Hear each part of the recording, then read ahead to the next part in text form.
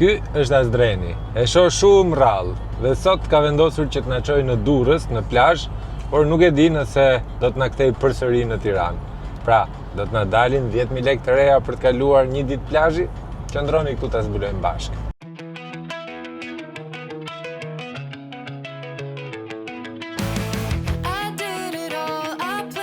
Sot është ditë e shtunë dhe situata e trafikut në Shqipëri është e njëjtë në çdo ditë të javës. Aq sa ke frikë të dalësh me makinë nga shtëpia. Do marrim 2.000 lekë karburant. Naft, faleminderit. Po. Shpresoj që të na dalin 11 litra karburant për të shkuar dhe për të kthyer, po s'na dolën. Dhe marrim makinën krah.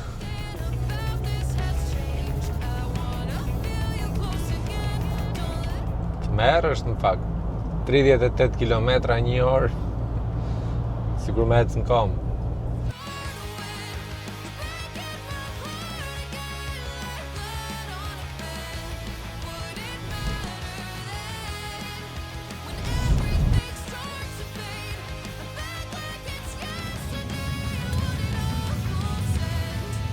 Imagjinoni pak tash ta paguash të rrugën. Duk. Ne sot erdhëm në një zonë që nuk e kishim eksploruar më parë. Sektor Rinia, 10 km nga Durrësi, dhe kjo është zona që quhet Bisht Kamz. Nuk ka një të dhënë të saktë pse quhet kështu, por mendoj se ky toponim ka mbetur nga koha e komunizmit. Por sot është një zonë e mbrojtur dhe e pasur me biodiversitet.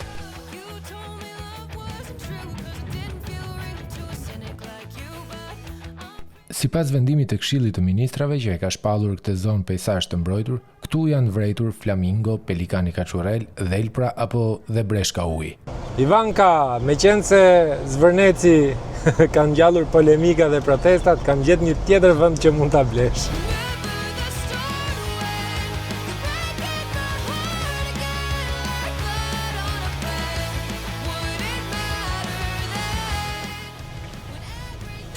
Nuk shë ardhur ndonjëherë këtej nga këto hanë, sektor Rinia në Durrës, po të shohim se si do jetë deti, shërbimi, plazhi, edhe çadrat, ca kushtojnë çadrat. Parkuam makinën dhe besoj se ishte pa pagesë pasi askush nuk na tha asgjë.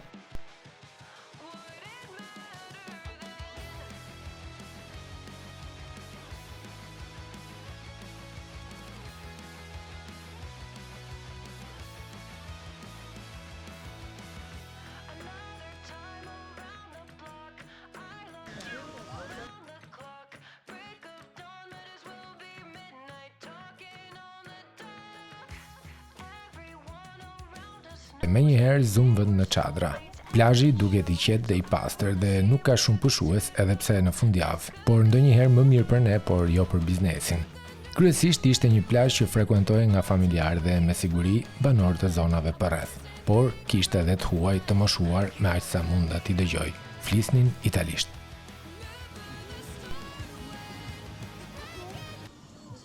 Dy kafe të ftohta, 200 lekë secila, 400 lekë. Dhe pas kafes është momenti për detoks të trurit dhe t'i kthejmë pas fëmijës kohën që ja vjedhim gjatë javës.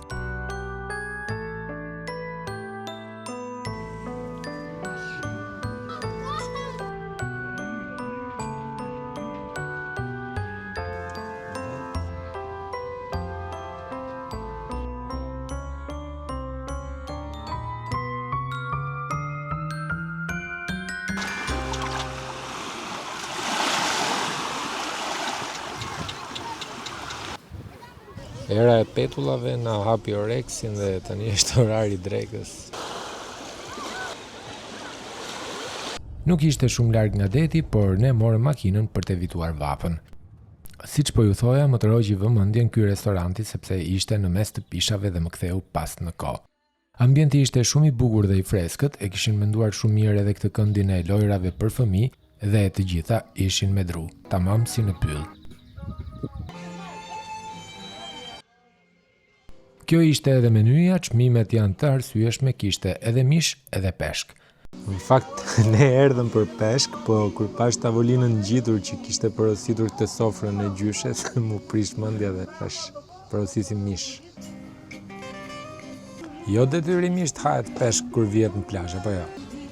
Sallata fshati, djath susam me petë, Porositëm një sallat fshati, një djath me susam, një patate, 2 gota verë, këtë sofrën e gjyshes dhe gjysmë kile qingji. Kamarieri na tha se vinin nga Puka. Dhe tani unë nuk është se shkova tek furra të pyes qingjin nga je, por thjesht ta shikoja se si e pishnin.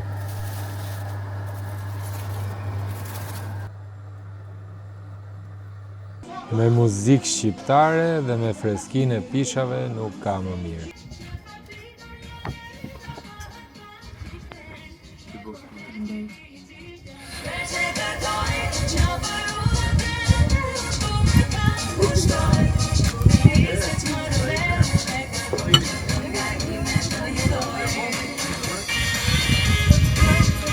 Munda në baktit nga veriu.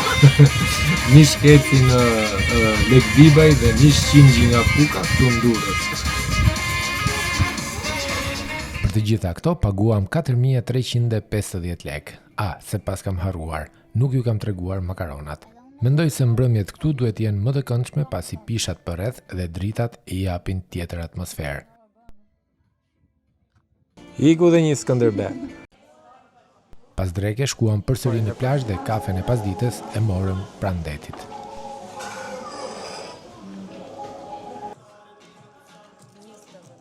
Iku dhe Ismail Qemali.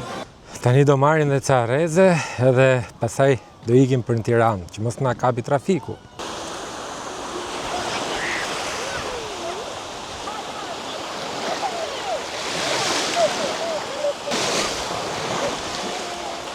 Uji që ka shumë i ngrohtë.